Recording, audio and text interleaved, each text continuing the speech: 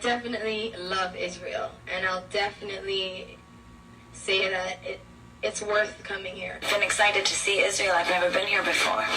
Shalom Israel, I'm Justin Bieber. I just wanted to say thank you so much for all your support. I'm coming to see you guys really soon. Make sure to go to Tel Aviv Park on April 14th, and it's going to be a lot of fun. I'd love to go to Israel. Tel Aviv would be an incredible place to play. Shalom MTV Israel, I'm Demi Lovato and this is my new video. Shalom MTV Israel, my new album 1989 is out now. Check it out. You're listening to Your Brain on Air. The program will begin shortly. Enjoy. Están escuchando su cerebro del aire. El programa comenzará en breve. Disfrutará.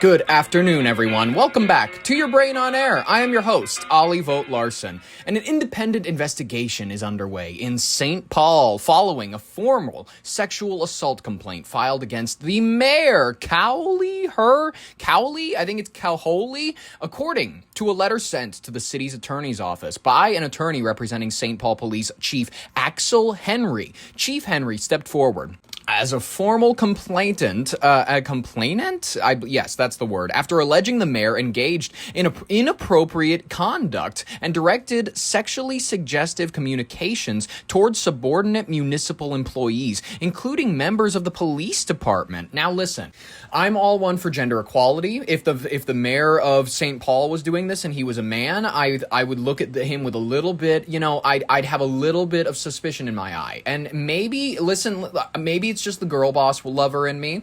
I do not want to cancel her when she has not had her day in court yet. Listen, the city of St. Paul has hired an outside law firm to conduct a comprehensive review of the allegations. Reports indicate that the complaint outlines multiple incidents of questionable behavior, highlighting text messages sent to city staff that cross professional boundaries. Chief Henry's legal counsel emphasized that the decision to file the complaint came after learning the alleged conduct extended beyond isolated interactions. A spokesperson for Mayor Her, her last name is Her, H-E-R. I don't love the Asian names. I'm going to be honest with you. If your name is already a word in our English lexicon, we should force you to change it. This is why I'm angry at people named So, S-O. I'm we got to change that shit once you come here. When you're fresh off the boat, I want you changing your name.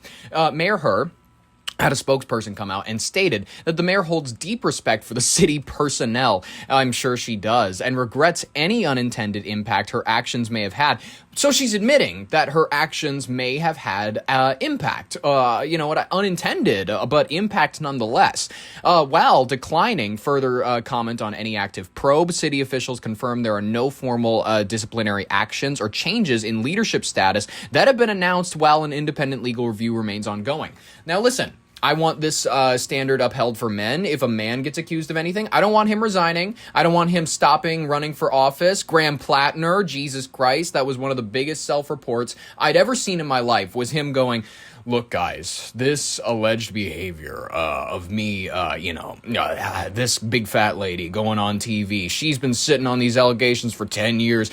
She's not even my type. Do I look like the raping kind? Don't answer that. That was a bad chapter. And I listen, I do not want her to be thrown asunder. I don't want her to, resign. I don't want her to do any sort of behaviors like that, because listen, she has a chance to prove that there are double standards. She has a chance to prove that if she, as the Democrat that she is, which is fine, she can be whatever party she wants, we need to see that the Democrats are as good as they preach. Ladies and gentlemen, this is what I mean. We have to see that they are willing to throw this bitch out. We have to see that, listen, if a man was doing this, they would also be pressured to resign. If a man was doing this, they would also be pressured to leave office early before there's even been a full formal investigation, because that's just kind of how these things work, unfortunately, when multiple people unfortunately go to the police chief, and he communicates for, or an attorney representing him communicates for all of these people that you've apparently texted weirdly or something like that, and you've admitted to something. She's already said that her actions may have had unintended consequences, but they were unintended. So I don't know what those actions are. She's clearly not ready to outline them, but clearly she's done something. When I think about it like this, when a man would be in these same exact circumstances where there's quite a few people that are signing this petition, there's quite a few people that are like ready to launch an investigation, I feel as though we're far enough, deep enough into this to where this person's reputation has been pretty thoroughly spoiled, and I feel as though it's time for the Democratic Party to nut up or shut up. It's time for them to pressure her with the same pressure they would apply if she happened to have a different pair of genitalia. Hi everybody, Kevin Dorn in the KSTP newsroom, and we are tracking a bombshell story out of the city of St. Paul right now. The police chief, Axel Henry, is accusing the mayor, Kaohly, of sexual harassment. This is completely out of the blue. We're working to get reaction. Is it though? Look at her. Like, tell me that this girl, this woman, really, she looks like a raping kind. Like, she looks like an unassuming, because women, more often than not, they're unassuming when they're rapists. And that's, it's when you're a woman, you actually have a better chance of being a rapist because no one could assume you would ever do it. No one would ever, and I'm not saying this woman's raping, but, she's in a position of power. We know she's probably sliced a couple children's arteries. So what I'm trying to say is this woman is cutthroat. Literally speaking, she's probably cut the throat of children, and she is ready to die. She's ready to die for this investigation. She's ready to prove her innocence, and I'm ready to see it. Listen, the reaction has been mixed. A lot of people are debating whether or not it's a great idea for her to stick around. And I'm just going to be honest with you. Allegations include things like Wiener Wednesday. Hold on a second. This is from KSTP. The document, which is addressed to the city attorney, is dated April 1st and states litigation is reasonably foreseeable. A document outlining the complaint obtained by 5 Eyewitness News states that St. Paul Police Chief Axel Henry filed the formal complaint against the mayor alleging alleging the mayor made inappropriate sexual comments towards him and other city employees. Henry has participated in extensive interviews with investigators on at least 2 occasions. Attorney Chris Madel, Madel, who's representing Henry, told 5 Eyewitness News in a statement, Chief Henry was just closed a triple homicide case in under 4 hours. He's got a city to keep safe and has no comment on this. In the letter, Madel calls on the city attorney to take all the steps necessary to perform a full file system extraction of the mayor's phones. The spokesperson from the mayor's office obviously put out a statement to protect the confidentiality and the integrity of the process. The city will not comment on an active investigation. The mayor has deep respect for the city employees and regrets any unintended impact her actions may have had. That's a flat-out admission. I don't know if anybody else is interpreting it that way. That's exactly what I believe it can be interpreted as. Mark Ross, the president of the St. Paul Police Federation, also sent the following comment.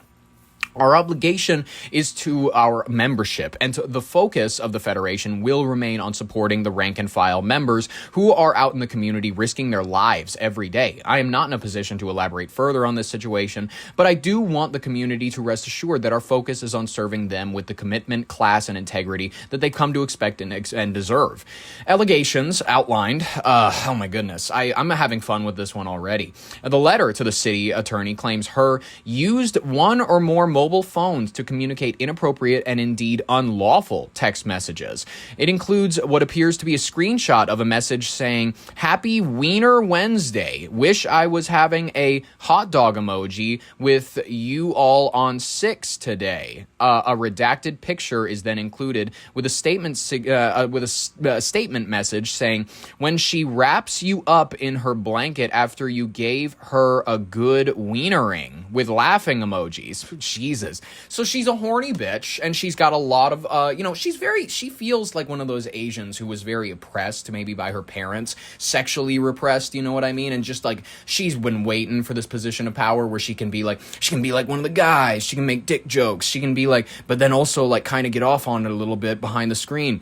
That is just allegedly one of numerous inappropriate incidents involving her. By the way, Wiener Wednesday, ladies and gentlemen, happy Wiener Wednesday. The letter to the city attorney says they go beyond isolated incidents and extend to other city employees and police officers. It adds that Henry came forward as a formal complainant over concerns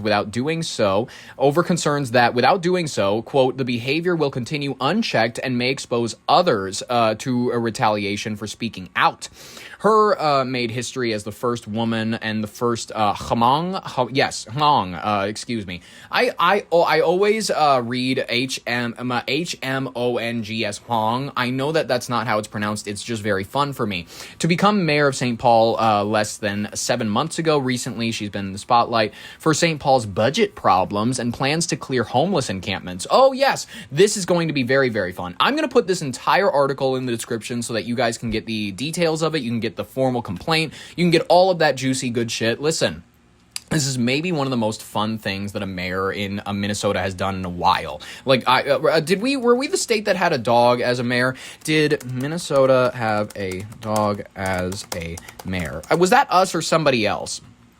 Yes, the township of Cormorant. I've been to that shithole. Minnesota, they've elected dogs as its honorary mayor. The position is a ceremonial role used to raise money at the town's annual summer festival. Okay, that's silly. Oh my god, are you serious? One is named Kaohly, another Great Pyrenees who was elected mayor in August 2024 after winning an online vote. What are we doing? Okay, the most famous, a Great Pyrenees who first won the title in 2014, served 4 straight terms before retiring in 2018. I mean, listen, I love this town for just having fun. Can you imagine your picture? You are the mayor that has served in between those dogs, and you have to have your picture up on the wall in between those two.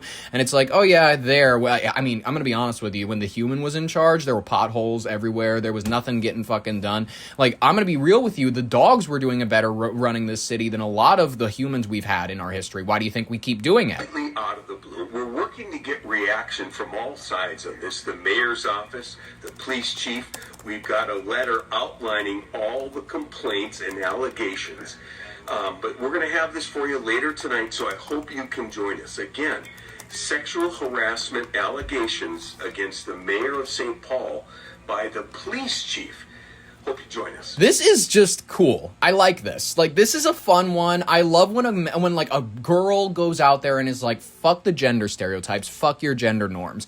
This is a boss girl, and I think we need more women like her. We need more women that are going to come out and be the next Harvey Weinstein. I want a female Harvey Weinstein. I want women to be doing casting couches and shit. I want women making men uncomfortable. Like this, whatever his name is. He's like a 22-year-old. He lives out in Los Angeles. He's trying to get a career. Right now he's working at a hotel. He's like figuring out all of his shit in his personal life. It's kind of a mess. He doesn't like his parents. Why do you think he moved out there? He's like, and it just like, he's not in a good place. And that's exactly the type that I want these women to prey on. I want these women to prey on men. Prey on men! I want men to be preyed on by these women. I want them to be producers. I want them to be like, you're only getting this role if you come after me, and if you come get some dinner with me, if you come to my house later. Like, I want women flex. We're coming into an era where women are making more money, women are more successful than men, women are going to college more than men, women are getting paid more than men. We are coming into an age where a lot of men, they are going to need to be, in all honesty, you are going to need to sell your body. You are going to need to perform as best as possible. You're going to need to prove you need to be able to fix a toilet. You need to be able to fix things around the house. You need to prove your ability, because just being hot is not going to cut it anymore, because these girls, these boss girls, they can go cheat on you whenever they want. And that's what I like. I like that this is becoming like an inversion of the 1950s, where it's sort of like you're seeing a lot of women. They're sick of paying for their boyfriends' lives. They're sick of, like, I have this fucking loser. He works part-time as a barista, but I'm the breadwinner here. I'm clearly the one that's, like, running the household. These women don't want to, they shouldn't have to deal with these slobs, quite frankly. They shouldn't have to deal with them. They're holding them back. They really are. And then they're like, I have an English degree. What am I doing? And then they dump those fucking losers. And then they go on to be like, they go on to do something. Maybe they're a professor. Maybe they just get a good job here on the side. But I want more more women emotionally neglect. I want moms doing like sugar baby shit. I want like, that's what we need in this world for true equality, to prove that feminism wasn't a mistake, to prove that like women can be just as good as men. They have to be just as good at preying on people as men. And I think that's the best way to prove it, because then by the way, then men will truly respect you. Once men see that they are just as powerless and they can be made just as powerless as a woman, they will truly understand that there is nothing that separates us, and that we're all energies. We're all like, maybe you have a more masculine spirit, maybe you have a more feminine spirit. You have something in you where it's just, that's kind of who you are, and it determines the way that you're going to live your life and whatnot. And people will realize that like that these boundaries that we put on ourselves are they're like more socially made than we expect them to be. And I am excited for this era of like sugar mommies and like these loser men just trying their best to get their attention. And then I see what's her name, Kaohly. I think it's Kaohly. I'm not gonna learn how to pronounce it correctly. Don't yell at me. You're going to see Kaohly her on a single woman's cruise. It's going to be a lesbian cruise. I'm going to be honest with you, because these people, they always get into bisexuality because every like overly indulgent person does. Like it's true. It's honestly true. Every overly indulgent person eventually gets into the idea of like a depravity. I mean, you know what I mean? They're like, yeah, we all grab the olive oil, and then me and 5 other adults are going to jump into this room because we all have money. Why not? Like, you know what I mean? Nothing matters anymore if we all get STDs, where we can all afford the treatment. We can all afford the money milkshake. We can all afford AIDS. Like, honestly, what's the point? That is why a lot of the rich people things revolve around sex. It's kind of the thing that drives a lot of the behavior in that world. Whatever. I'm excited for the era where it's a lot of men fighting for the attention of women with decent jobs. That is what the future will be, ladies and gentlemen. That, or it will be everybody just high all the time, regrettably. Marijuana is not fun anymore. And the reason that it's not fun is that it's not transgressive. It's not anything unique. If you sit around smoking pot all day, you're just like everybody. Like, honestly, like, it used to be fun. It used to be fun to be that type of person who's a fucking loser back before it was legal, back when people were like, where'd you get that? Nowadays, it's like, oh, you went to the smoke shop. Yeah, that's a joint from what's his name? If you're still smoking on the street, if you still smoke street stuff, if you still bother to put your life at risk like that, then there's an angle of fun to it. There's still like a little bit of a risk factor. But otherwise, more Americans are more Americans are using alcohol, not alcohol. What am I saying? More Americans are using marijuana than they are alcohol for the first time. God, it took me a while to get this story out. Ladies and gentlemen, this is just true. Talk about a record high. For the first time ever, more Americans use marijuana on a daily basis than alcohol or cigarettes. A new federal survey found about 21 million Americans used cannabis daily or nearly every day last year, compared to about 17 million who drank alcohol that often and just under 20 million who smoked cigarettes. Now, before you think America has turned into one giant Cheech and Chong movie, alcohol is still far more popular overall. About 129 million people said they had a drink in the past month, compared to about 44 million who used marijuana. The difference is habit. Only about 13% of people who drink do so every day, while as many as half of monthly marijuana users say they use it daily or nearly daily. I'm in that crew. And I love it. It's a great crew to be in. Listen, is it the best for everything? Nothing is. And admittedly, you know what I mean? Would I be much healthier if I didn't do this? Quite possibly.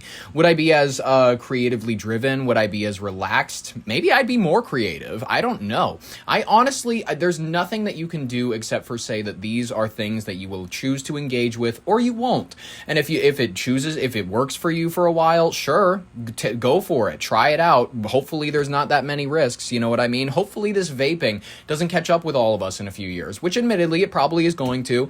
There's going to be like emphysema. Listen. You know what I mean? Like, I have to breathe every now and then in between my sentences and whatnot. Is that going to stop me from smoking? Yeah, maybe when it gets bad enough. And I hope that it doesn't get bad. I really hope it doesn't get bad. Like, I hope that I'm not, like, 5 seconds away from emphysema when I'm in my 60s. I have family members that, like, they continue to smoke. Smoking, by the way, It's lost its aura. Regrettably, it's not cool.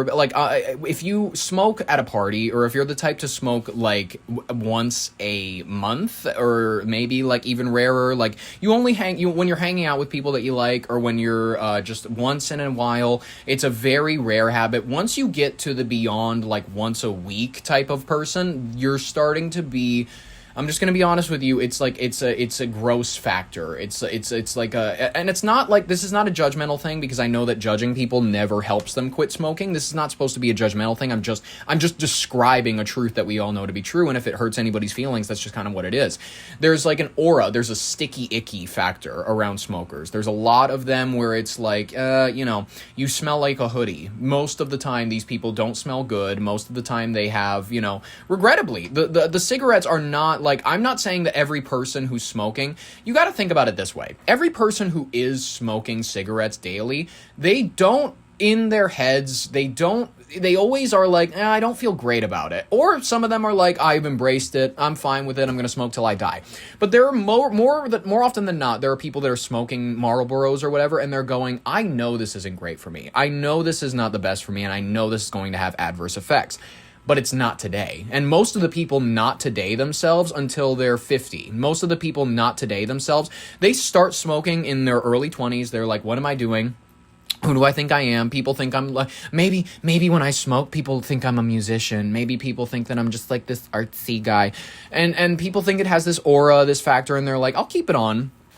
I'll hold on to cigarettes for maybe like another couple, 3 years maybe or so. And then I'll just say that it's something that I did when I was a kid, you know what I mean? And then I'll have fun with it, telling people that I used to smoke. But it's not, most of the time, it's not a prideful thing, but most of these people do take a little bit of pride when they're like, I stopped smoking. It's like, okay, yeah, great. You shouldn't have been doing it in the first place, you fucking loser. I'm just going to be honest with you. Like, people who are like, I'm 5 months off a cigarette. Great job, dipshit. You weren't supposed to be smoking in the first place. Like, don't come to me and brag about how long you've gone without a cigarette if you're trying to quit or nothing like that, because I will roast you. I'll be mad at you. I'll be like, you weren't supposed to be smoking in the first place. Don't come to me like you're all proud of, oh, I passed the SATs or something. Like, we all know that you're not going anywhere. Like, let's just be honest with you. You're just doing one less thing that's actively fucking up your life. Can we address all the other things? There's police going by my house right now. That's cool as shit. Nope, it's actually a fire truck. Okay. Ladies and gentlemen, I don't really know where I'm going with this. I just like to have fun. I just like to talk about, because I think about this a lot. I grew up around a lot of smokers. I grew up around a lot of people who, and this is unfortunate, but like, it was going through a pack a week. You know what I mean? And I know people are hearing that. They're going, that doesn't sound that bad. I know somebody who went through a pack a day. Stop comparing, you loser. I'm not trying to say that you know less than me or whatever. Like, this is not a competition. We all know these people who just have these habits that they cannot get away from. There's nothing we can do for them. They will one day have to come to the realization that it's not bringing them anywhere except for closer to their own demise. It's unfortunate. And I'm sure that people look at me the same way. They're like, he has a drink every now and then. He smokes weed and whatnot. He'll come to realize that's not good. He'll come to realize, and that's fine. That's why I try not to make it a judgmental thing, because it's not really, I'm not trying to say that it's a judgmental thing. I'm just trying to say it factually, where it's like, what we all do, what we do to make ourselves feel better, to make this life a little bit more tolerable. Some of those things that we choose to do, though, are a little bit less good than other ones. Can we at least agree there? Can we at least agree there that cigarettes are on a different level? Or, you know what I mean? Everything's on a different level. Alcohol is up there. It's like, I would say cigarettes is a little below alcohol, because I would say alcohol is more dangerous because it's more normalized. Nobody really thinks about, I'm having a drink today. I'm just like, I got done with work today or whatever. It's like, that's your fourth drink this week. You know what I mean? Like, it's Thursday. You need to really like settle down. I'm going to be honest with you.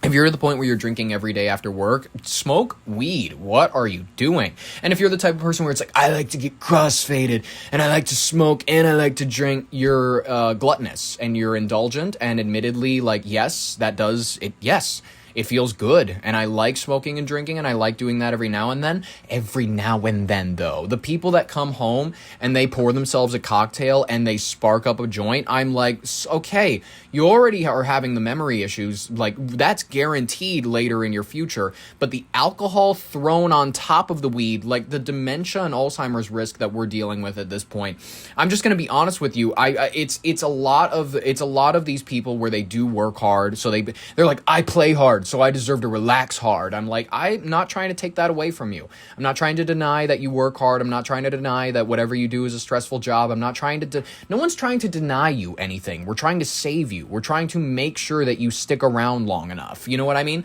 And you're like, long enough for who? For us, you dipshit. Like, not everything's about you. Like, everybody around you to a degree cares about you. We're not all gonna, like, admittedly, not everybody's gonna lay down their life for you, but quite a few people are, or at least somebody's going to. You know, and I know that there's some people going out there like, nobody cares about me. There's somebody out there. I guarantee you, you're looking in the wrong places. That, or you've chosen to. Some of these people that truly have nobody, they've got themselves into that situation by isolation, by choosing that path. And unfortunately, when you tell them that, it doesn't often go well. They take it very personally. They're like, you're saying that I'm not saying you're responsible for your complete and utter loneliness. I'm saying that you got to have some responsibility. I'm not saying this is 100% your fault, but like, you chose to isolate. You chose not to make any friends. You chose not to go out and make anything of yourself. And that's fine. That's fine. That's a perfectly fine option. I don't like doing anything. So that's why I choose not to have very many friends, but I don't bitch about it. I don't bitch and like, I'm so lonely. I come home at the end of the day and I just wish I was around more people. No. That works for some people. Some people like coming home to an empty house at the end of the day. Some people like coming home and it's I get some peace and quiet or whatever.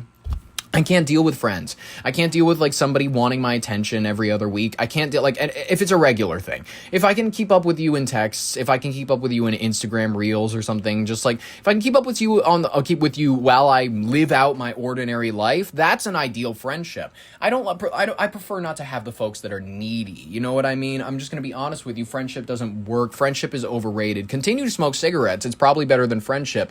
Ladies and gentlemen, I think we should move on to our next story because it's out there. It's something that we need to discuss. As we all know, the Ukraine situation, Zelensky, massive puppet for Israel.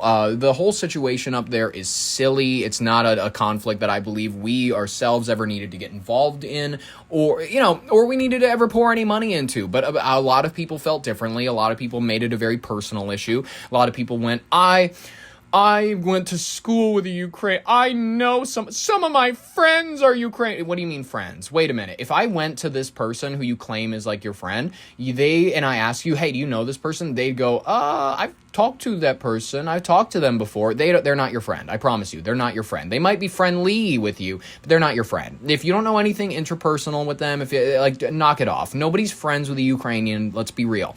And I don't care. I don't care if you're trying to tell me, no, actually I do. No, you don't. You don't know anybody. You don't know anything. Unfortunately, you don't know a Ukrainian who actually is like, I'm a refugee and I was forced out by Russia or anything like that. Like, honestly, what have these people brought to our country besides at least like complaints? Unfortunately, I'm sorry that Russia is choosing to encroach on your land. You know what I mean? It's unfortunate, but you got some historical ties. You got the Kievan Rus. You got some history where they feel like they've got to re-encroach, and unfortunately, that's just what happens sometimes. I don't know what else to tell you. China's doing it with Taiwan. What do you want us to do? Trump's not going to do anything about it. You know what I mean? So sometimes a bigger country subjugates. This is a big thing in the world, subjugation. And Ukraine, am I saying that I'm fine with all of it being subjugated? No, I don't want all of it to be subjugated. I also want them to stop burning Russian books, stop banning certain denominations. I'd rather they not do things like that. I'd rather Ukraine fix a little bit of its policy too. And you know what? My ideal solution to this whole conflict is, some land is traded off. Ukraine, do you really need that whole eastern section? I'm going to be honest with you. The eastern section, just give them the parts they care about. You know what I mean? Maybe we can carve out like a City 17 style thing around Kyiv where they can just have that part back. And Belarus is pretty much a client state, so we can just, fold in the cheese of Belarus into the Russian pie. I just think that would work out so much cleaner. Belarus, literally, you could slice right down and pocket Kyiv right off the top half of Ukraine. Ladies and gentlemen, I don't know if you're even following me anymore. Let's hear a teensy little bit about this meeting of the minds. Well, President Trump also met with Ukrainian President Volodymyr Zelenskyy yesterday at the White House. Both leaders say the talks went well. Zelensky says they discussed Patriot missile production licenses for Ukraine. He finally got a fucking suit. He finally got a suit. He actually has a little bit of class. He can actually... Listen, he's like, no, I'm actually... we're fighting a war, so I can't bother to wear a suit. Are you on the front lines? Fucking... Shut up. People who were like, he can't wear a suit. He can't wear a suit because his country's at war. What kind of a defense are you talking? Like, honestly, you're showing up to the White House. You're showing up. I don't care if you're, I stayed, and Russia was bombing my country, and I'm one of the bravest among them. If you're so brave, have the bravery to come in respecting somebody else's culture. That is personal bravery. And the culture we have here is if you come here to beg us for more money, if you come here to beg us for more support, if you come here to beg, you need to show up looking snazzy. And if you look like shit, we're going to kick you out. They discussed Patriot missile production licenses for Ukraine, which are critical to the country's ongoing war with Russia. CBS News International reporter Aidan Stretch is live in our London bureau. Aidan, good morning. We know not all the meetings between these two have gone well. Was this meeting a success for Zelensky? Good morning, George. Well, as you point out, there's often been some friction between these two leaders. Everybody remembers their initial infamous Oval Office meeting more than a year ago now. But as one American official pointed out to me this week, we're now a long ways away from that first meeting in terms of how their relationship works. President Zelensky has recently said that he believes Trump thinks much more favorably about Ukraine. Trump has said very positive things about Ukraine's battlefield successes, and the progress really extends beyond the relationship between the two leaders. Zelensky has for a long time wanted licenses to build Patriot interceptor missiles, which are used to defend against Russian ballistic missiles. He had previously secured President Trump's support to build these interceptors, and he said this topic featured prominently in their discussion yesterday. Take a listen to what he said. Play what he said, and maybe I'll listen. Is anti-ballistic systems and anti-ballistic missiles, and of course I shared what we need, our needs. I shared it with the president today, and we're thankful to him for this meeting. And now I share it with senators. So we will try to manage it. It's a big challenge. Big challenge. And this is actually a great example of how the U.S.-Ukraine relationship has evolved in general. Ukraine, of course, wants these ballistic missile interceptors to defend their own skies, but the way that Ukrainian officials have put it to me is that there are global shortages of these interceptors, and Ukraine can devote its hard-won expertise over the last 4 years to build more interceptors to, of course, defend itself, but also to defend allies, including the United States. All right, Aidan Stretch in London. Thank you. Aidan Stretch. That's a fake name. In London, ladies and gentlemen. Okay, so listen. This Oval Office sit-down was held when President Zelensky was in Washington to attend the funeral of, obviously, the late and beautiful, blessed Senator Lindsey Graham. And listen, the focus was mostly on the expanding of the domestic military manufacturing capabilities to counter ongoing Russian missile attacks, Michelin stars, following up on commitments made during a recent NATO summit in Turkey. President Trump reiterated support for granting Ukraine a license to co-produce American Patriot missile interceptors. President Zelensky praised the discussions, confirming that technical teams from both nations will coordinate further on defense manufacturing agreements and supply chain integration. So, anyone that's happy about this, I'd ask you why, because I understand that you're going, well, we need to fight back on the Russian military. We need to fight back. The Russian regime is doing its best to reconstitute the USSR, and we are in trouble now. I hasten to think something so bold. I would put forth this. I think you're thinking a little too old-timey. I think you're thinking a little too... And I understand, like, looking in the history, like, that helps, and it can help us draw conclusions about the now. I think that your vision, where it's like, Putin wants to bring back the USSR, he'll take down Ukraine, and then he'll be pounding on the gates of Poland, and then he'll take over Belarus, and then it'll be World War III. that is not what World War III is going to be. World War III is the manufactured awakening of people hating on the Jews, and then eventually the race war that's going to come about. Albert Pike has already informed us all about this, the Master Mason back in the 1870s. Like, if you don't know about the plan for World War III, look up World War III plan Albert Pike. Please just research it yourself. That is what World War III is going to look like. World War III is not, like, if you're worried about the Russian alliance, or if you're worried about Russia expansion, really what you need to be worried about is that, Tehran, China, really, their industry that they are porting over. They're making moves in silence that you might think is like, oh, this is just how they're doing diplomatic talks. They want more than just diplomatic resolve. They don't want, how can I word this? They don't want we just want good deals. We just want to make sure that we can build a train that links us all the way from, Tehran all the way. You can stretch west and east and whatnot. We're just trying to create these deals to avoid, we're going to pass right through the Caucasian steppe and all these sorts of things. They want to cut Europe out of their trade routes. They want a way in order to alienate the West. Unfortunately, while we've been distracted, China has been really the real concern that I think a lot of people aren't terrible worried about. Obviously, there's the surveillance state, there's Peter Thiel, there's so many things to worry about. There is a lot of concerns, but what I think everybody is turning their face away from, when really I think it's the main concern, is that Russia, yes, I don't think it's going to be about territorial expansion. I think you're thinking too small potatoes. You're thinking about, like, where territory used to mean something. You're thinking about where, like, well, this country is not, this is not like, oh, we're the Suez territory for the British Empire. We're not a part of Egypt. That is not really the way that things are going to work anymore. It's going to be that your local communities, we're going to let Yemen continue to be Yemen. We're going to let Somalia continue to be that, degenerate hellhole that it is. And we're going to instead plant our influence there. We're going to spread influence through soft power, through integration of people's municipalities. We're going to improve infrastructure. We're going to improve roads. And we're going to make local communities very fond of our countries. They're going to use our dollar systems. They're going to get converted over to our oil. Listen, a lot of what people are worried about is that Russia is literally on the gates of Poland. They're going to come and they're going to take over parts of Europe. Europe isn't on Russia's radar in a lot of ways.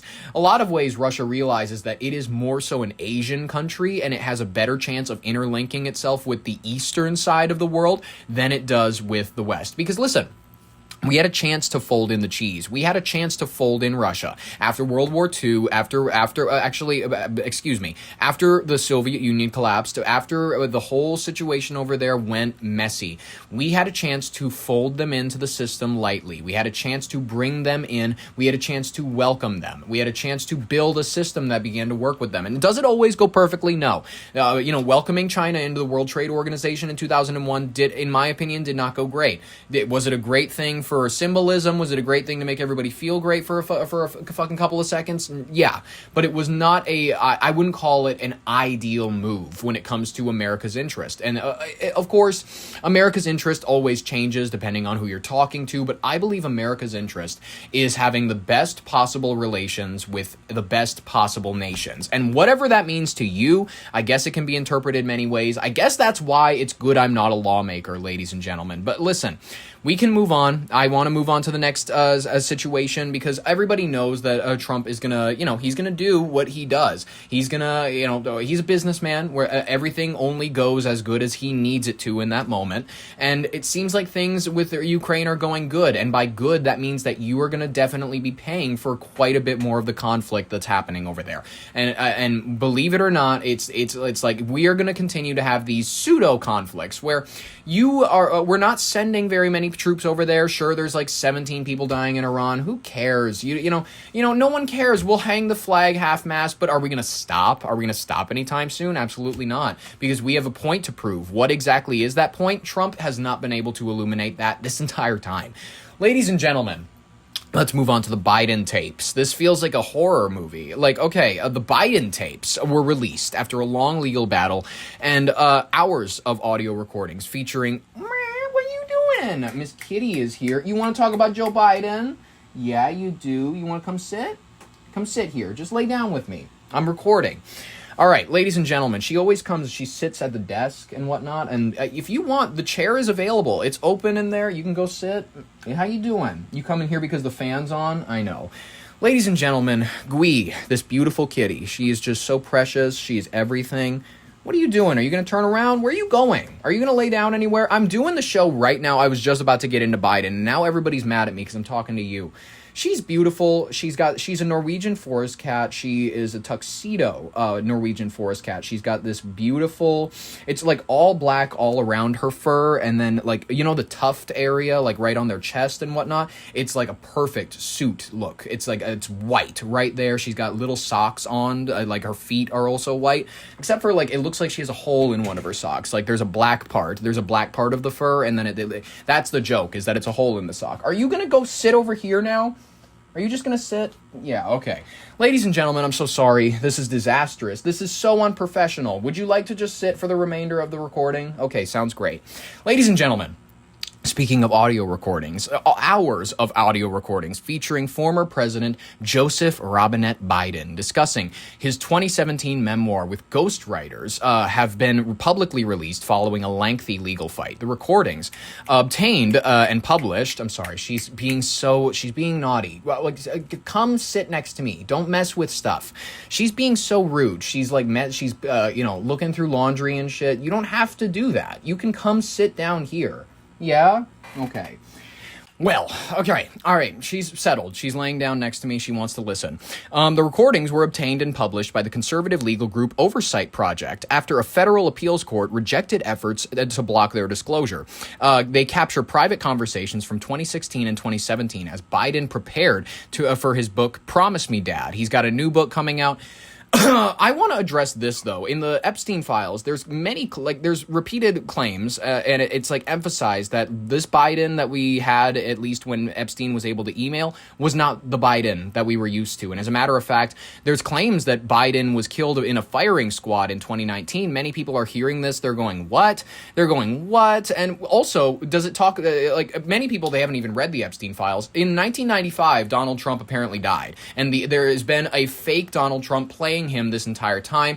And I understand this is hard for a lot of people to think about. It's hard for people to believe that in the Epstein files it talks about how they cloned Britney Spears, and it's hard for a lot of these people that they like when they think about the idea that clones are real, when they think about the idea that like, oh, someone could be killed and then a fake them could be put in his spot. That is real. That's something that is real. Science has been able to create other versions of you for a while now. Unfortunately, many people are going to hear this. They're like, you're schizophrenic. You don't know what it's in the Epstein files. I'm not saying I believe it. I'm not saying that I'm like, I dreamt it and they told me this. I'm saying this is on a DOJ website where President Trump apparently is a clone. Donald Trump is apparently someone who died in 1995 and was replaced by a couple of his buddies.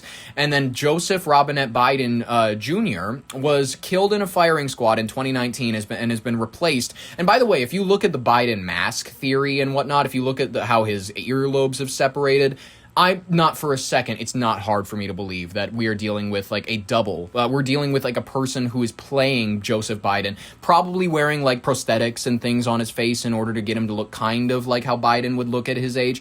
It's not hard for me to believe. I'm like 60% sure that this stuff that we're reading about in the Epstein files is true. I'm like 70% sure that we're dealing with clones. I'm 70% sure that Biden died in 2019. How else do you... I know people go through facelifts. I know people go through all of those sorts of things. He does not physically appear to be the same person. And I can see, you see the facial transition right around the time that is mentioned in the Epstein files. It's just weird, ladies and gentlemen. So, this was in 2017, where he was prepping for his new book, Promise Me, Dad. The audio files include several instances where Biden references possessing sensitive and classified materials from his time as vice president. In one early 2017 recording, Biden is heard telling ghostwriter Mark Zwanitzer that he found all the classified stuff downstairs, referring to handwritten personal notes and memos on foreign policy matters, including the war in Afghanistan and other excerpts. Biden cautions his writer that certain notes and entries contain classified details, while acknowledging that staff were unaware he had kept those specific files. That's not great. Listen, Many people want to go, oh, he didn't have stuff that's nearly as bad as Trump. Trump, the stuff that he was keeping, it was like braggadocio stuff. It was like, look at this. You know what I mean? It's the CIA, they just came into my office and handed me this one day. They expected me to fucking, like, keep it secret. Like, that was what he kept it for. It was like it was a braggadocio, fun little thing. He kept him on the toilet. And Biden, it seems like he was taking it to a next level. He was going, I'm using this for reference while I'm writing my memoir, while I'm writing my book. Reactions to the release have reflected ongoing political divides. Representatives for the Oversight Project have argued the tapes demonstrate a lack of transparency and proper document control, which it's fair. It's a fair read. Spokespersons for the Biden family have condemned the release as politically motivated, a breach of private interviews provided to investigators under strict confidentiality assurances. They don't want you to know their secrets is really what I'm hearing. That's exactly what I'm hearing. For the first time, we're hearing former President Joe Biden discuss classified documents in his possession before he was elected in 2020. Newly released recordings offer a revealing look at the former president as he worked on a memoir. Weijia Jiang is at the White House with more. Weijia, good morning. Weijia Jiang? Good morning to you and good morning to everybody. CBS News. Can you run that name by me one more time? I like it. Whatever it was, I like that name. Weijia, good morning. Say it one more time. Sorry. Weijia Jiang? Look at the former president as he worked on a memoir. Weijia Jiang is at the Weijia Jiang. Weijia, good morning. Natalie, good morning to you and good morning to everybody. CBS News was first to obtain about 2.5 hours of the roughly 70 hours of recorded conversations between Biden and his ghostwriter. For years, Biden fought to keep the recordings private, but the Justice Department has now released them after a long legal battle. Some of this may be classified, so be careful. The newly released audio recordings reveal that in 2016 and 2017, as then former Vice President Biden was writing a memoir, he told his ghostwriter, Mark Zwanitzer, on several occasions that he had classified documents in his possession. Biden said this in reference to volumes of notes he kept in his home. I just found all the classified stuff downstairs. Biden would later publicly criticize President Trump for his handling of classified material after classified documents were discovered at Mar-a-Lago. How that could possibly happen. How anyone could be that irresponsible. The Biden team. How anyone could be that. I believe that this is someone poorly acting like an old person. Like, this looks like, now that I've read the file that tells me that Biden has been dead this whole time, I physically cannot see him the same way. First referenced by special counsel Robert Hur in a 2024 report that summarized Hur's investigation of Biden's handling of classified materials after classified documents were found in Biden's home and private office. As part of the probe, Hur interviewed Biden in 2022 and ultimately did not recommend charges. I remember this. Special counsel Robert Hur described Joe Biden as a well-meaning elderly man with a poor memory. In his 2024 report, he decided not to press criminal charges for handling classified documents because a jury would see Biden as too sympathetic. That was not a good look, and everybody knew it. Every American who was honest with themselves knew that there was serious problems during the Biden administration. There was serious issues. Special counsel Robert Hur, many people were like, he's a plant, he's a Republican plant, he chose not to convict Biden. He stated that the evidence did not show proof strong enough to win a criminal case. Hur also wrote that Biden struggled to recall dates, such as when he served as vice president or when his son Beau died. President Biden, obviously, I almost said President Trump because they're lying. You know what I mean? They lie. I love it. President Biden strongly rejected the claims. He stated in a press conference that his memory was fine and asked how the report could mention his son's death. He was very pressed about that. He was... the audacity he could even mention my son Beau Biden, who died of glioblastoma. I can't remember. They are arguing the jury would not convict, likely viewing Biden as, quote, a sympathetic, well-meaning elderly man with a poor memory. Hur described Biden in these older audio recordings as exhibiting, quote, diminished faculties. I was going to ask you something else. Oh gosh.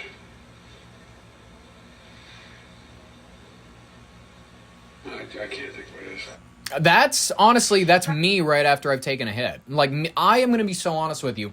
Don't talk to me after I've taken a hit of weed, because it's either going to be one of two things. It's going to be I'm like on a stream of consciousness. You're going to hear every one of my thoughts. I'm going to just like... It's going to be pop rocks. You know what I mean? When you pour the pop rocks into your mouth and you just can't stop it from the noise, it's just happening. It's going to be that, or I will Biden up. I'll be like... It's gonna, that's like, it connects, you know what? Sometimes I take a hit before the show, and you will be able to tell because my consciousness, my lines of thought, they're kind of scattered, you know, like I try to make a point and then I forget what I'm talking about. Like, that is just, I think Biden has weed brain. I think he's been on the weed ever since the Obama administration, if I'm being honest with you. President Biden had previously denied sharing classified information.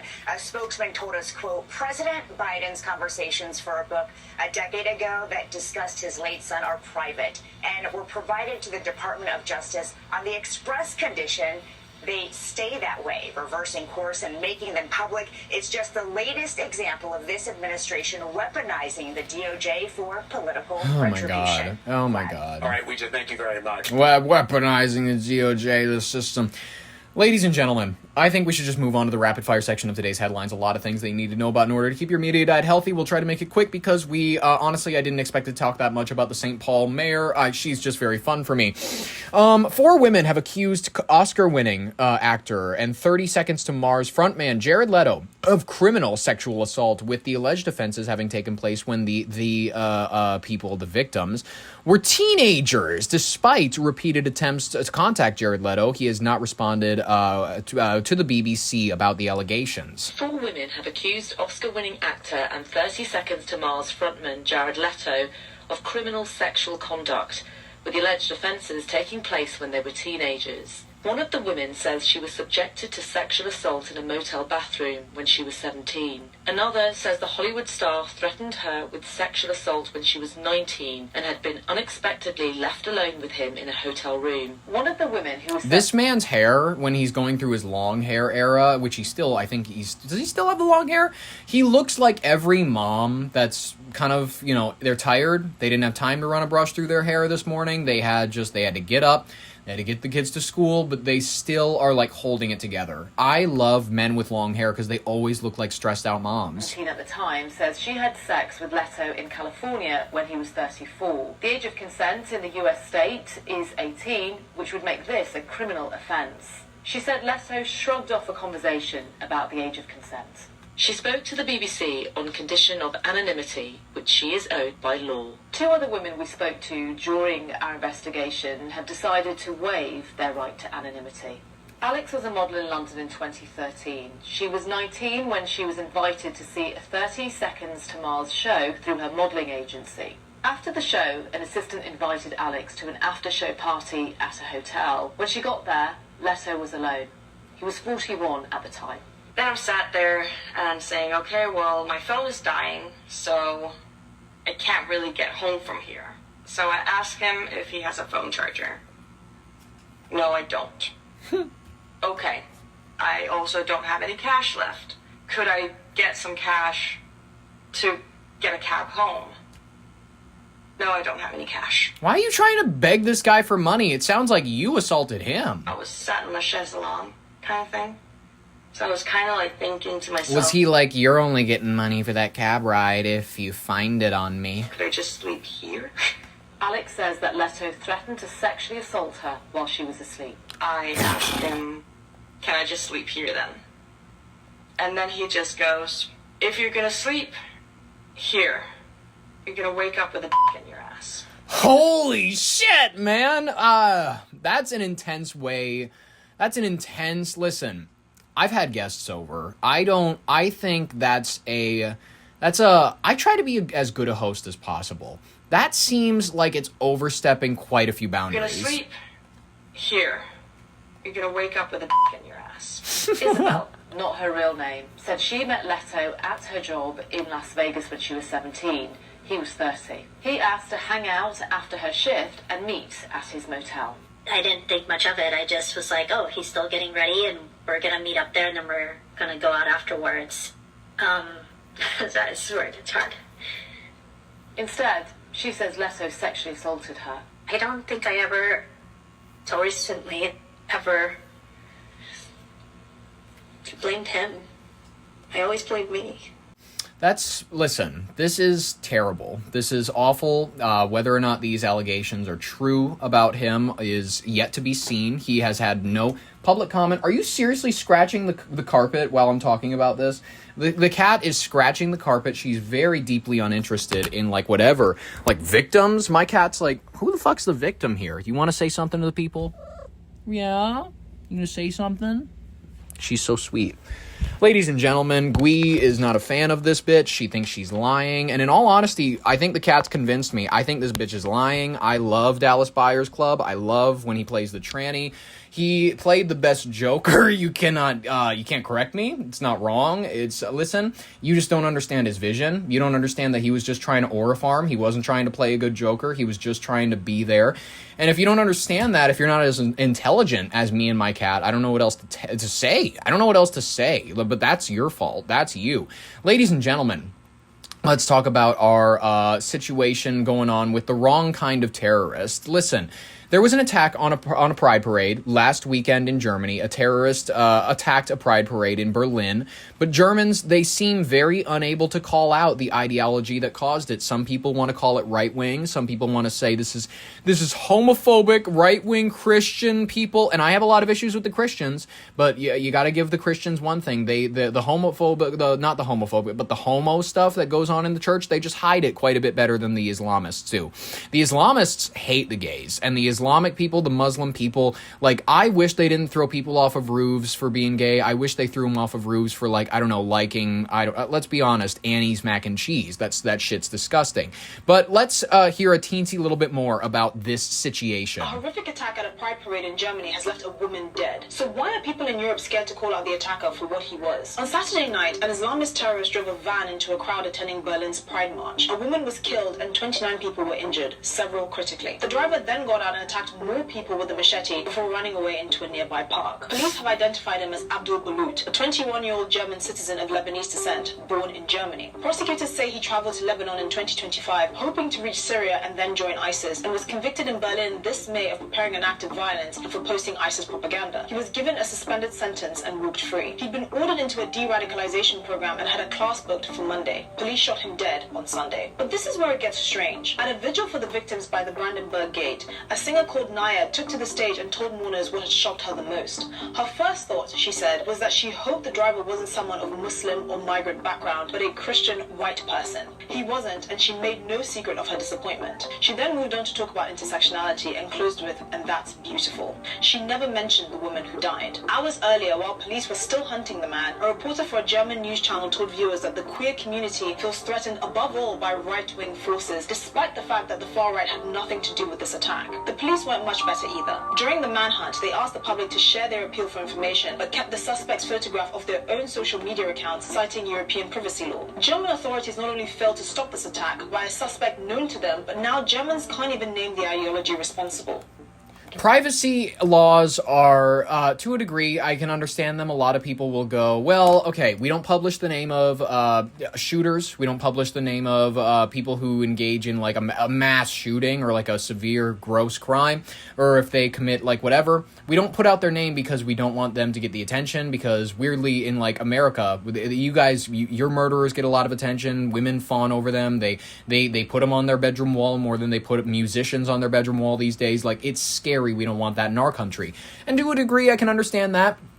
You're missing out on the Netflix specials. You're missing out on, like, the Dahmer story, the Menendez brothers story. Like, when you publicize a story, you truly ruin someone's name. What I like about America is we're good old-fashioned, where if you do something and we know who you are, we're putting your name out there. We're putting your name as far out as we can so that people know exactly who you are, and I like that. I like a level of accountability. I know some people go, well, it's a double-edged sword, because some people who hear about the acts, they're going to associate that person with evil, but then some people will hear that and they'll associate the person with being a martyr. They'll say that this person was dying for a good cause or whatever.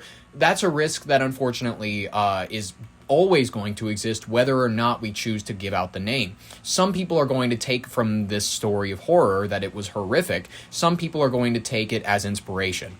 Are we saying that we should never tell these stories as a result of that small populace who might be inspired by these stories? I don't know. It's a moral dilemma, but I'm always the one who's I'm in favor of transparency.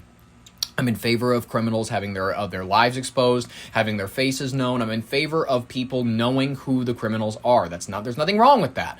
And I think that when it gets to ideologies, when it gets to, we don't want to name somebody, like in Utah where that situation happened where it's like, we don't want to, well, no, it wasn't Utah. It was British Columbia, where the shooter was of some gender confusion, and they did not want to label the person what they were. Like, there is areas where it's like people don't want to list out the people that are doing the crimes. It's a lot of these lonely white boys. It's a lot of it. Like, if you're ever in a school and a white boy is sitting and he has no friends like this, and he's white, you know what I mean? If he has, I don't care what nationality, he can be Irish, he can be English, he can be they're all potato eaters. They're all the same in my opinion. But white people, if they are lonely, if a white person is sitting with less than one other person around them, assume that they're going to shoot up the school, because it's white people more often than not, unfortunately. Do you want to be honest? Do you want to get honest about statistics, or do you want to just be like, it's black people doing all the crimes? It's like, yeah, for some of the crimes, yeah, it's mostly black people, but then when it comes to the anti-social crimes, when it comes to the slaughtering people, it's a lot of whiteys, and I don't think that's a statistic a lot of people are comfortable with. Whatever, ladies and gentlemen, I like to upset both sides of the spectrum, because the spectrum isn't a real thing. Everybody kind of places them somewhere on it in order to make themselves feel better, more, I'm closely interlinked with this community that's trying to, no, you're not. You're alone. What are you talking about? You don't talk to anybody. All of your thoughts are really just for your own self-gratification. Therefore, I think I'm becoming a better person because I'm learning so much. You're learning how to feel better than other people. Ladies and gentlemen, let's cover our final story for the day, because we got to end it at some point. We got to call it good, and we're coming up. It's an hour. What are we doing? I'm not wasting your time. You know what I mean? I'm done. I'm not doing this. I'm not going to waste your time. Iran war. U.S. and Saudi forces strike Iran-backed militia sites in Iraq. So joint military operations between the United States and Saudi Arabia have launched precision airstrikes overnight against Iran-backed militia sites in eastern Iraq. U.S. Central Command confirmed that the strikes targeted logistical hubs and weapon storage facilities used by the Iran-allied proxy groups. So, this is marking the first publicly acknowledged direct military action by the Gulf state during the ongoing regional conflict. This, obviously, is to upset the Bab el-Mandeb area. Listen, the Bab el-Mandeb, you're going to have to learn about it. You're going to have to learn more about the Red Sea. I know people were like, fuck, I just learned about the thing that connects the Gulf of the Persian Gulf to the Gulf of Oman. I just learned about that area. I just learned about the Strait of Hormuz. Don't make me learn any more about geography, please. But people, you're going to have to learn about the Bab el-Mandeb. Just one more. Add that to your vocab, the Bab el-Mandeb. It's not that hard. Bab el-Mandeb, Bab el-Mandeb, Bab el-Mandeb. It's like saying bobblehead, Bab el-Mandeb. Defense officials in Washington and Riyadh stated the joint action was conducted in direct response to more than 30 drone attacks launched over 72 hours against U.S. military installations and Saudi oil infrastructure. The Iraqi Popular Mobilization Forces in the umbrella group of state-sanctioned Shiite militias backed by Tehran reported that at least 20 fighters were killed across multiple strike zones, including sites near the capital of Baghdad. The joint operation in general is it's getting rid of the brief 5-day diplomatic lull where we were like, maybe we'll let the talks resume again. Shortly after the airstrikes were announced, Iranian forces launched a barrage of ballistic missiles targeting U.S. positions and facilities in Jordan. U.S. and Jordanian air defense systems successfully intercepted the incoming missiles, leaving military readiness across the Middle East at an elevated level as the regional leaders evaluate the next steps. It's not going to be good, whatever it is. The pause in fighting between the U.S. and Iran is now over. The pause. Central Command says was there ever really a pause? When we say a pause, yes, a pause as in how long is this pause going to be? People want an end. People want an end to the fighting. Iran attempted a surprise attack on U.S. forces using ballistic missiles, and as Doug Lozada reports from Washington this morning, U.S. and Saudi forces have now launched strikes of their own. Good morning, Doug. Good morning, Doug. Good morning. This has been a pretty quick resumption of fighting overnight after some extraordinary meetings here in Washington. U.S. forces on the move overnight, joining Saudi forces to hit Iran-backed militia targets in Iraq. U.S. Central Command saying U.S. and Saudi fighter aircraft struck multiple terrorist logistics and weapons sites across eastern Iraq in a strong response to over 30 IRGC-directed aerial drone attacks in the last 72 hours. Just hours earlier, reports of an Iranian surprise attack on U.S. forces based in the Middle East, with Jordan claiming to have intercepted 5 missiles. That followed a remarkable gathering in Washington for the funeral of South Carolina Senator Lindsey Graham. They honored him, by the way, like he was a king. They honored him like with this absolutely palatial funeral. It felt like it was for a prince, and that was nice. It was a really nice way to send him off. We will talk more about, the medical examiner of the District of Columbia. Especially we'll talk about the person who peeled apart his body, how he found like a bunch of heads on a plane, and his ties to Israel. We'll get into that another episode. Mr. Benjamin Netanyahu and Ukrainian President Volodymyr Zelensky. They were there. Both of whom sat down with President Trump in separate meetings. This is like a Legion of Doom meeting, seeing Zelensky, Donald Trump, and Bibi Netanyahu lined up like that. Netanyahu dismissed reports of a growing rift. Like, this is real-life Dr. Doom. With the president, who may be increasingly impatient with Israeli pressure to ratchet up attacks on Iran. Zelensky, meantime, has told the president that Russia is helping Iran target U.S. forces. I'm very thankful for this discussion. He also went to Capitol Hill to see progress on a Russian sanctions bill, an effort that had been championed by Lindsey Graham. And that bill passed an initial hurdle yesterday, moving forward with a clear bipartisan majority. Why? Back to you guys. And Doug, is there any reading on how the president is feeling this morning after that meeting, specifically with Zelensky? Because I know initially the president, wasn't willing or didn't want to believe that maybe Russia was involved in helping Iran at all. Did his attitude or, insight change after that meeting? Well, all that the White House will really say is that the meetings were productive. They did not allow cameras in, but Zelensky and Trump seem to have an improving relationship. Well, that's nice. Good for them, ladies and gentlemen. I don't know what else to say. It's been a busy one. It's been a long day, and I think I'll let you all go finally. I've had a wonderful time gathering these stories for you. I hope you had an even more wonderful time listening to them. We will talk more about, Lindsey Graham's autopsist. Is that the word? I don't care. We'll talk more about the Fauci trial. Ooh, damn it. I missed out on the chance to talk about that. We'll talk about it tomorrow. If you'd like to be there for that, subscribe if you want more. Like if you liked it, ring the bell for notifications. We upload every weekday. We'll be back at it again tomorrow. In the meantime, ladies and gentlemen, I have been Ollie Vogt Larson with your Brain on Air. Thank you so very much for listening. I'll catch you all in the next broadcast tomorrow. In the meantime, hasta mañana and bye-bye.